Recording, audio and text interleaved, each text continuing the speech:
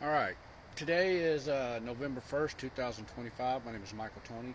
I'm going to do a little video today working on my 2002 Nissan Xterra. I have 340, 60, whatever, thousand miles on it. I think 346 or something. I had the engine rebuilt last year. It ran pretty good for a while, and then I started noticing a little vibration at the idle. I have a 5-speed manual transmission, so the idle's getting really rough. I've narrowed down the symptoms. It had absolutely nothing to do with the rebuilding of the engine. It is the idle air control valve that I believe is the problem. There may be another little issue that may be causing this, but I think it's the idle air control valve. So we're going to change that out today, and we're going to see what we can do to fix the problem. Hopefully this does.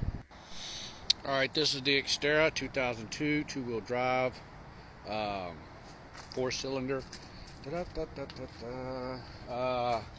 It's got the, oh dear God, if I can find it, the 2K24 whatever D size engine. It's somewhere around here. It's KA24DE, 4-cylinder. The part is down there, can't see it. So first thing we're going to do is start removing all this stuff to get to the part, which is the air cleaner. That's the part number for what I got, and that's what the part looks like.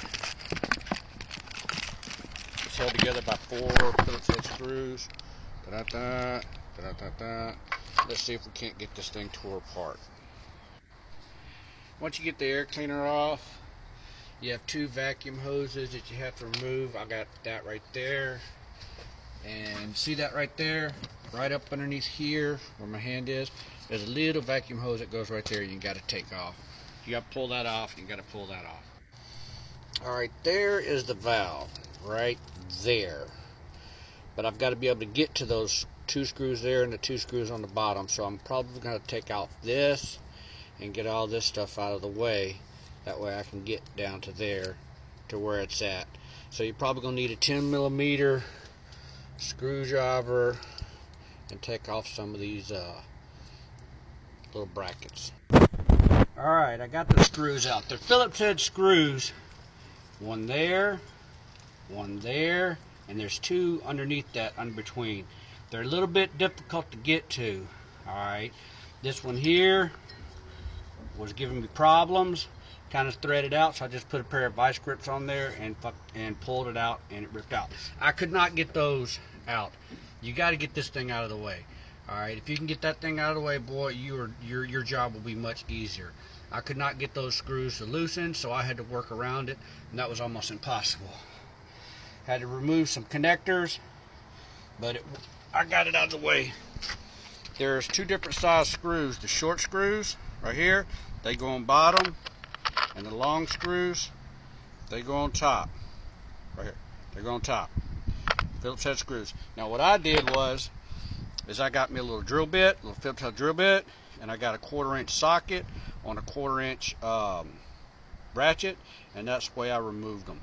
Like I said, 3 of them cracked real easy. 1 of them was difficult, so I had to put a pair of vice grips on it and snap it loose, but it finally came loose and I was able to get with it. Alright, this is the old, I don't know what you can see, got a glare in me, but it looks pretty corroded. Again, I got 300-something thousand miles on this one right here, probably 360, so it's probably wore out.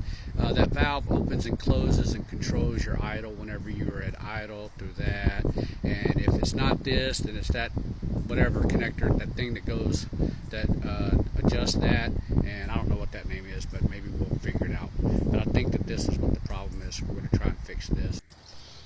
Alright, let's see if I can't see it.